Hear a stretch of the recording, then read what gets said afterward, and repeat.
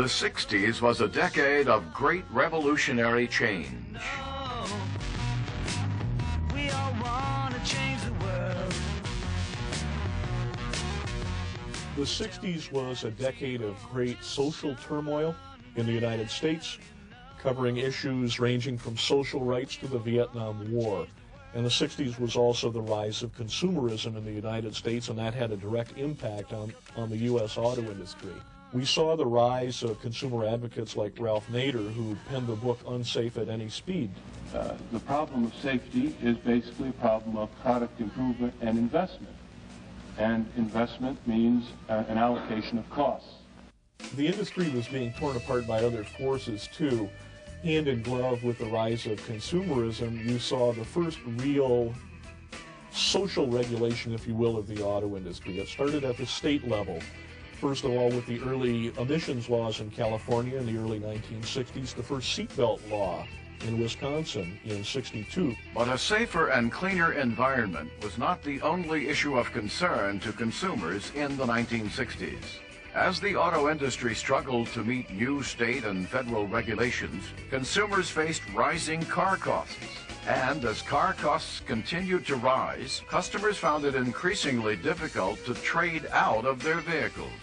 As a Chevrolet dealer in the 1960s, Wolfington was well aware of the negative impact these changes had on both dealers and customers. As I was selling cars, I saw that the way cars were sold didn't make any sense, because everything people would do is based on price. And factories would build cars and strip down cars at low price to attract customers to buy that car. But when it came to resale time, those stripped down cars weren't worth anything. And actually the better buy for the customer would have been to buy a more expensive car with more equipment, because of its higher resale value, it actually would have cost them less money to drive. I started a program where I start to sell customers on the idea of don't make your decision based on price, make your decision based on price minus resale. Wolfington developed a trade cycle program to help his friends and customers understand the nuts and bolts of purchasing a car. He recalls the series of incidents that led up to his decision to sell cars a different way. Jack Flanning was my insurance man. He had 9 children. And he came in the showroom to buy a 9-passenger station wagon. Hey, Jack. Hey, nice to see you. Good to see you. How have you been? Not bad. How about yourself? Good, thanks. I said, Jack, take the Impala wagon. They said it costs $300 more, but it's worth $800 more trade-in time.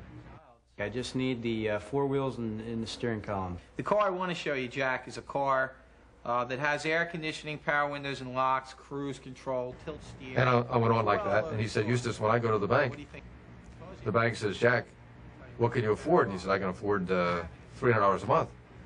And they said, well, you can't afford an Impala then, you have to buy the stripped-down Biscayne.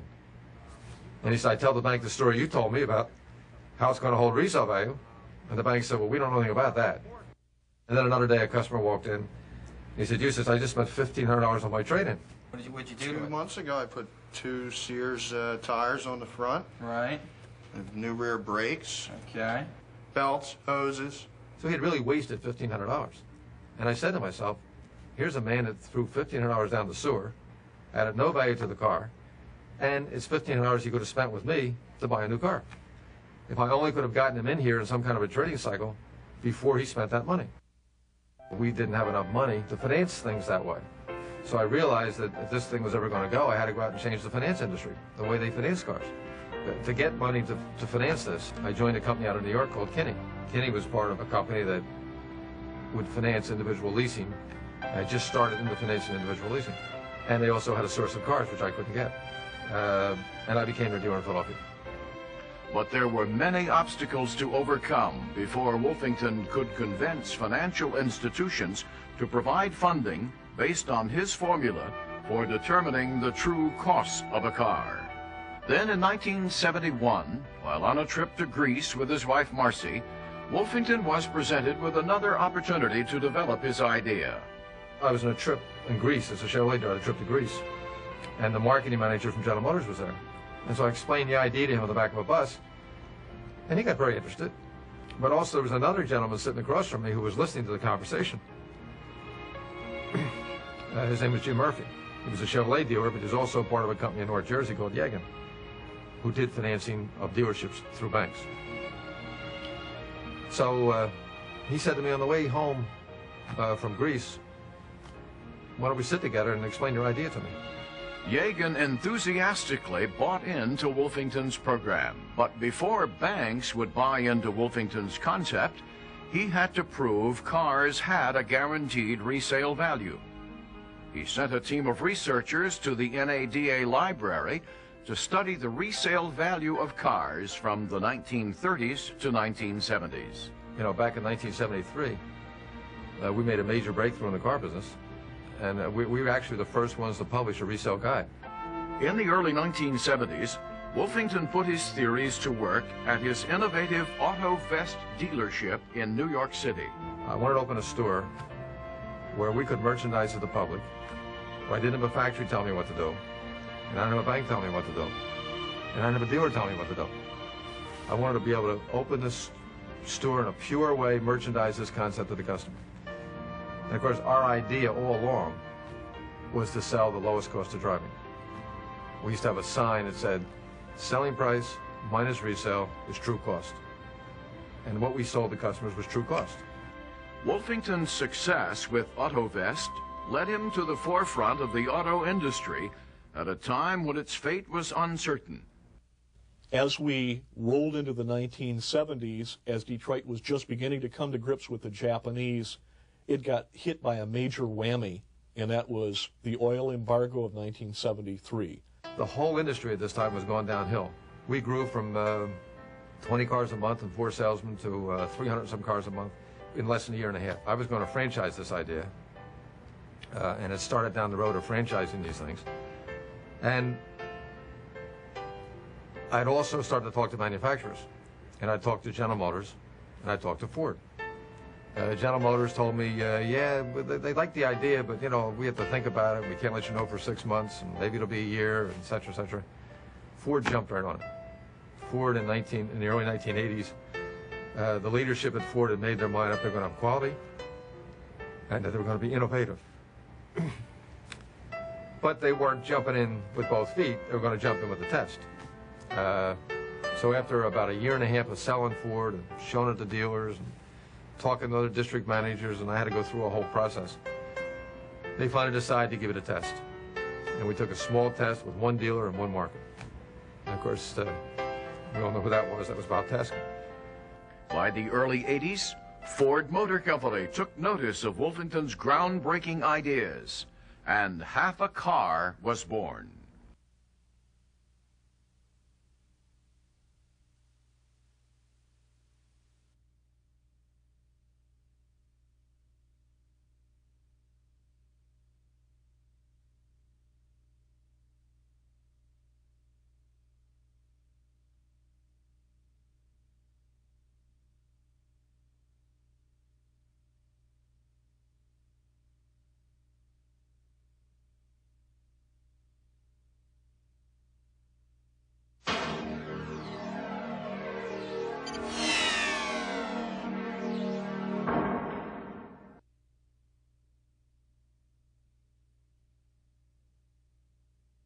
The marketing manager at Ford Motor Company called me and said, I'm going to send a guy down to you that's either the greatest BSer in the world or a genius, one or the other. Well, after I listened for 2 or 3 hours, I had made up my mind that he was one or the other, and I tipped a little toward the genius side. Bob Tasca was one of the highest volume profit dealers at Lincoln Mercury, was also one of the finest in terms of product and marketing. He was a leader. We used him at Lincoln Mercury to determine all kinds of and judge different programs for the management. And we thought Bob Tasca would be the ideal guy to evaluate this half-car plan of Eustace Wolfington's. So we called Bob and said, we're going to send Eustace up to you.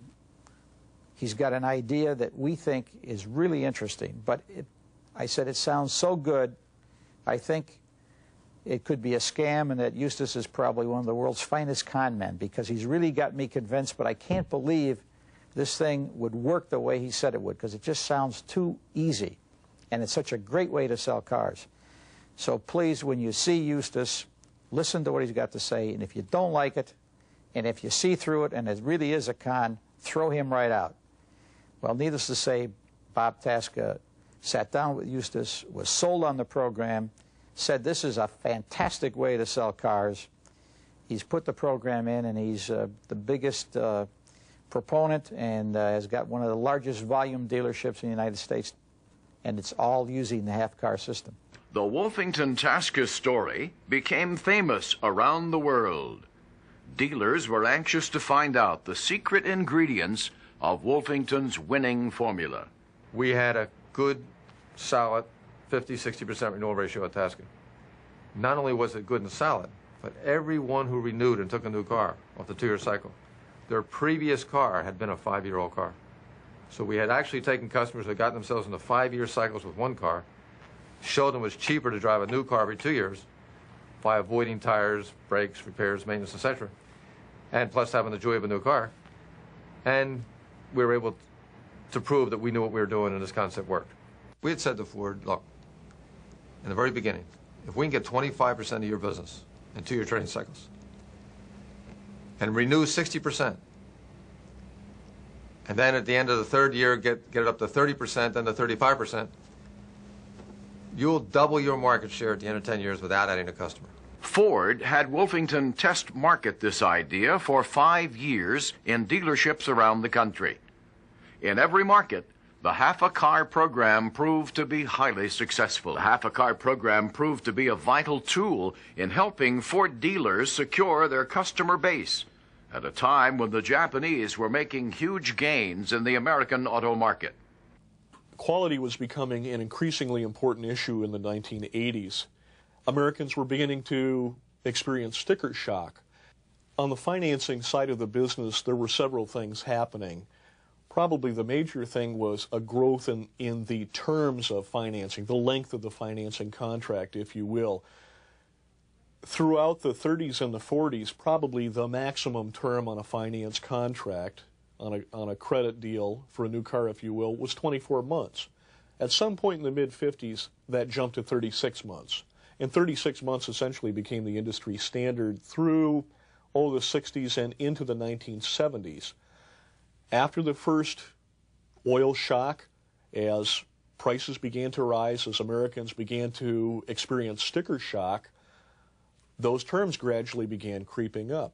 Long-term loans, which provided a short-term band-aid to the industry, quickly became a bugaboo because it meant that consumers were hanging on to their vehicles for longer until they paid off the loan. You were in a real bind if something dramatic happened to your car, if you got in a major accident or your car required major repairs halfway through the life of the loan, because typically you owed more on the vehicle than what you could sell it for or what the vehicle was worth. What we showed Ford back then, and the big selling point to Ford, was we showed them that with long-term financing, what it was doing was ripping customers off. Customers were financing long-term to get a monthly payment to fit their budget because cars had gone up so high. But they didn't want to stay in their cars long-term. But when they tried to trade out of their cars early, they couldn't because they were out of equity. So they had a lot of unhappy customers. They were getting mad at the dealers, getting mad at the factories, and they were getting mad at the cars because they're starting to spend money on things when most new car buyers like to trade more often. So we said to Ford, if a customer only had to buy half the car, then that would bring their payment down as if they go long-term to pay for the whole car. So why don't we start selling the customer half the car? Short-term financing has done two things for the industry and for consumers. One, it's made a wider variety of cars, especially more expensive, fancier cars, more affordable to a wider range of people. And it's enabled people, once again for the first time in a number of years, to begin to recycle their cars, to trade in their cars in shorter intervals. I can take my car back to the dealership and swap it for a brand new one after just 2 or 3 years now, instead of holding on to it for 4 or 5 years, and my payments aren't changing. The factories now are changing their emphasis on the leasing side of the business as well as the entire retail business. They're encouraging individual consumers to lease. They're offering a wider variety of alternatives to consumers. Consequently, there's a continuing rise in the number of people, individuals, leasing cars to the point where quickly, within the next year or two, possibly by '97, individual leases may outnumber actual retail sales to people.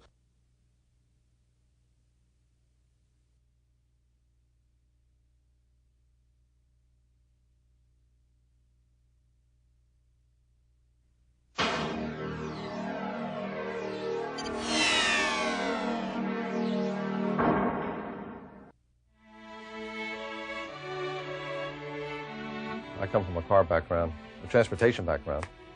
And my family started building carriages in 1876. And my father had spent a lot of years in the business. He died very young at age 47. And I guess he was kind of really down. And on his deathbed, and we had 2 or 3 days together before he died, he had said to me, Eustace, get out of the car business. Get in some other business. He said, the hours are too long and it's a treadmill. I said, Daddy, I won't get out of it, but I promise you I'll change it.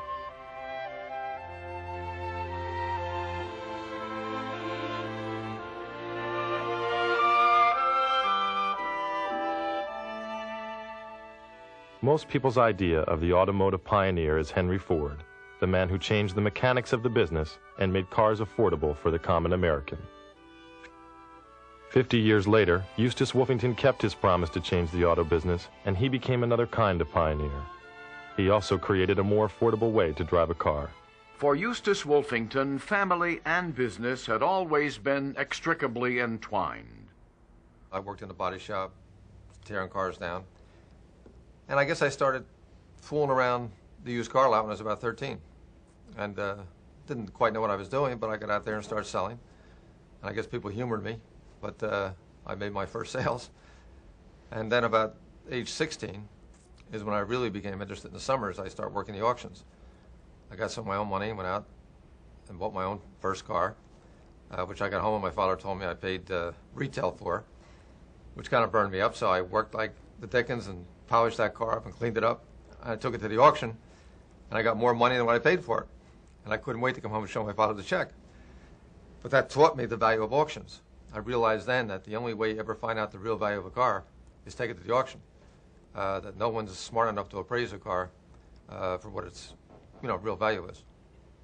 And I guess I became fascinated with auctions, and the whole used car market fascinated me. And it was probably a little bit about what happened in my thinking in putting this whole program together. Wolfington got into the car business through his family, and it was through his family that he would eventually see his ideas come to fruition. I watched each generation start over in our family. From building carriages to building cars and then to selling cars. And I thought, gee, here I'm coming along and I'm going to start over, and then my family's going to have to start over. Why doesn't somebody try and get in something that we can build and the next generation can come in and take to the next level? But when I got in the car business, I'll never forget the first week there. The man from the factory was walking through. Of course, he didn't know who I was, but I ran up and tapped him on the shoulder. And I said, I'm going to be the biggest salesman in the country. And I said, I'm going to start out selling a car a day. And at that time, I guess, if I'd sold a car a day, that would have been half the production of what we sold in the dealership. And I did. I sold a car a day. And I guess my first year or second year, I was selling second or third year, I got up to 600 and some cars just by myself, which made me probably one of the top salesmen in the country. As his vision expanded, Wolfington joined forces with Ford Motor Company. Back in 1981, we went to Ford Motor Company. I was at a cocktail party down at the seashore in Avalon, New Jersey. Had just come off of a shipwreck. Shipwreck meaning one of the journeys we took to get where we were, the ship had sunk. And my motto in life was I always get on to new ships. So I was at a cocktail party and I met a guy from Ford. And I said, I have an idea that I was going to talk to General Motors about, that I think would work great for Ford Motor Company. And this guy was in the engineer department. He said, well, Eustace, he said, why don't you write it up? And he went on to explain to me how we write things up in Ford, how we write manuals and we do this and we do that before we can present an idea. Well, that's not my style. So I said, the idea I had, you can't write up. Could you get me an appointment? I left that party thinking that's the end of that. 2 weeks later, I get a phone call. He said, I got you an appointment with Mr. Joe Cappy. Well, I didn't know Joe Cappy. He then, later on, he was the marketing director at Ford at the time, Ford Lincoln Mercury Division. Later became the president of American Motors, and is now handling the international sales for American Motors. Quite a guy. So I get out there to meet this guy, and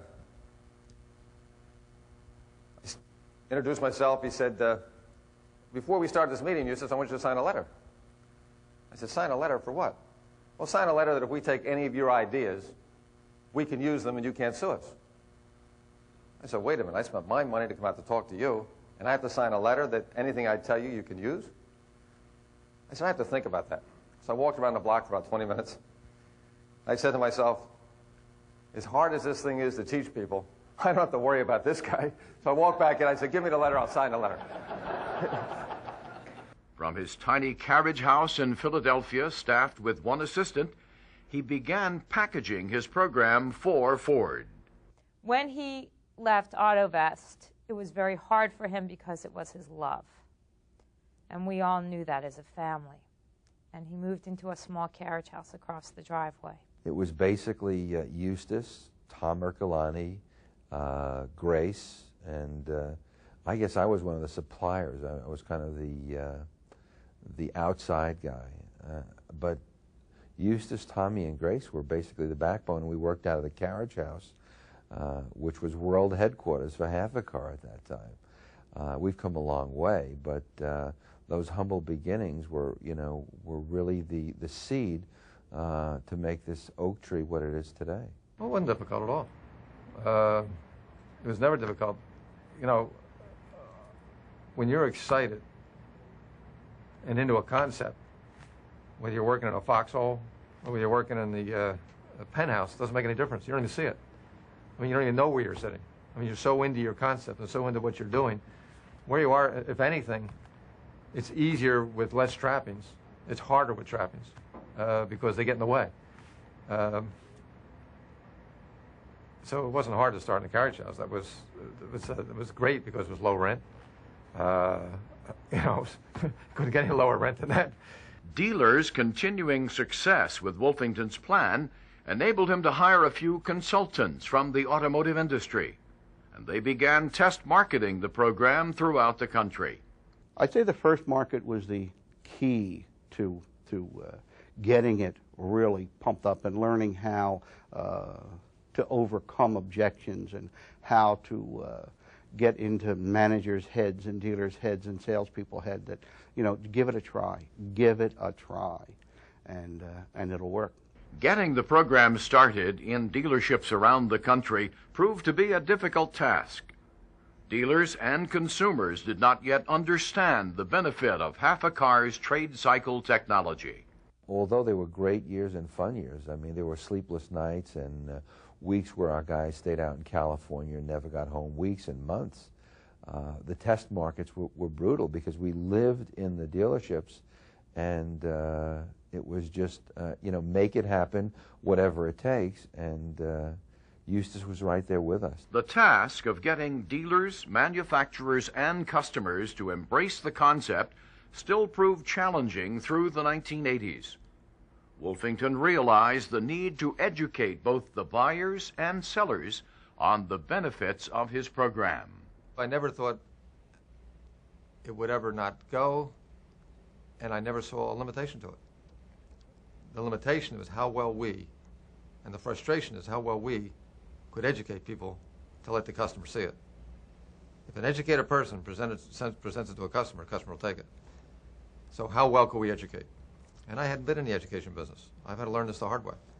I called it years in the desert because it was so dry, and it seemed so frustrating. It seemed like I was never going to get there, and it just always seemed like I could never find the key to turn people. And yet, the secret of life is momentum, and you got to get momentum going. And whatever you're doing, if you get momentum going, once you get it going, it'll kind of takes care of itself. And it took us a long time to get the momentum going. Every year, half a car consultants would gather at what they called the family meeting. to revamp manuals and discuss new training techniques in an effort to better educate dealers, customers, and Ford as to why the technology of trading cycles is as important as the technology of product.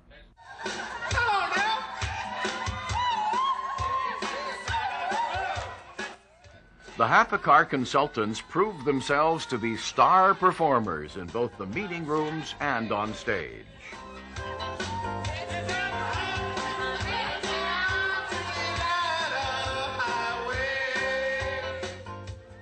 Wolfington established a management style based on strong family values.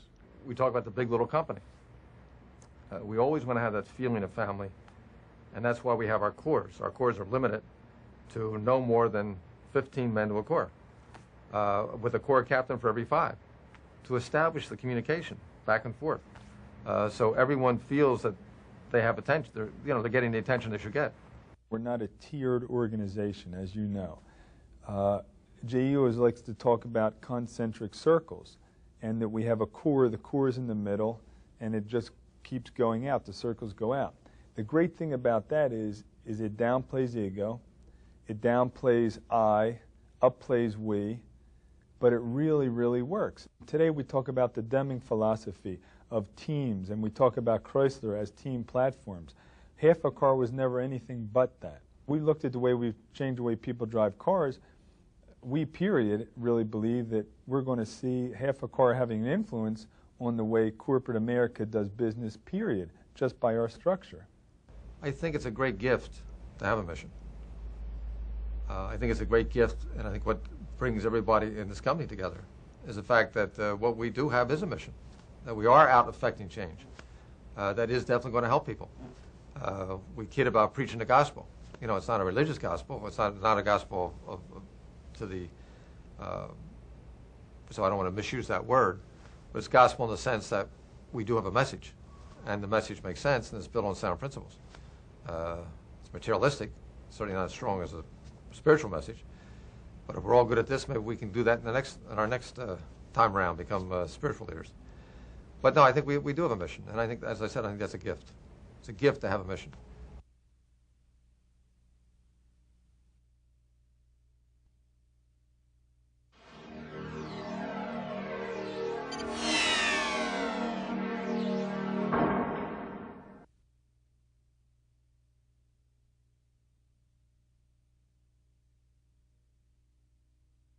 I guess because of the 20 years it took us to get to where we are today, and all the disappointments along the line, and I'm very conservative in projecting the future.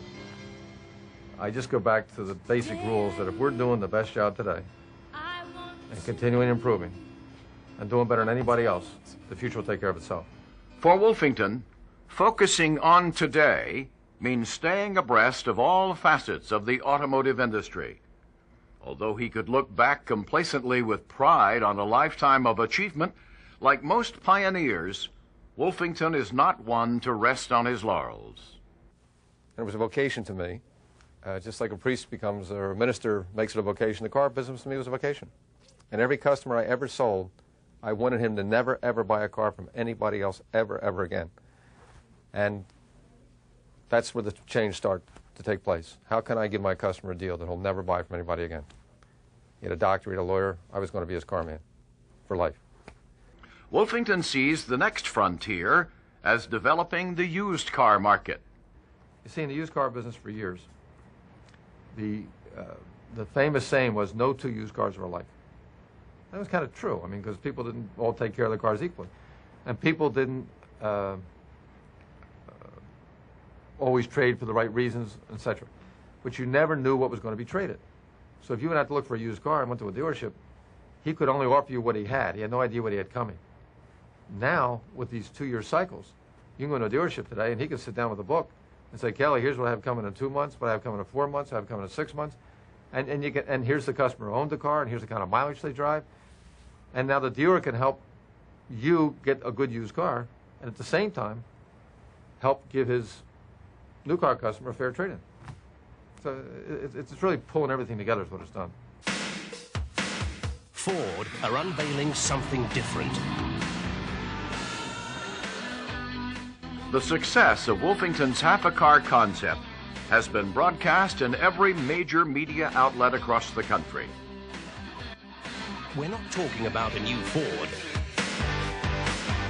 We're talking about a new way for you to get one. It's not leasing, it's not buying, and it's not like ordinary HP. It's called Options from Ford. For your prospectus, call free on 0800 111 222. By expanding on Sloan's principles of 1, creating an annual model, 2, producing a car for every income level, 3, developing the used car market, and 4, providing an affordable finance plan, Wolfington has opened up a whole new dimension of the automotive industry. I think that Eustace, when he first met with us, built this half-a-car idea is the biggest change in process since Sloan at General Motors, maybe one of the most significant events since that time when Sloan put all these companies together to try to upgrade people from Chevrolet to Buick to Cadillac. And this was the second biggest change in process, and perhaps Eustace is right. He's certainly well along the way to making that a true statement. James Eustace Wolfington is hardly a household name.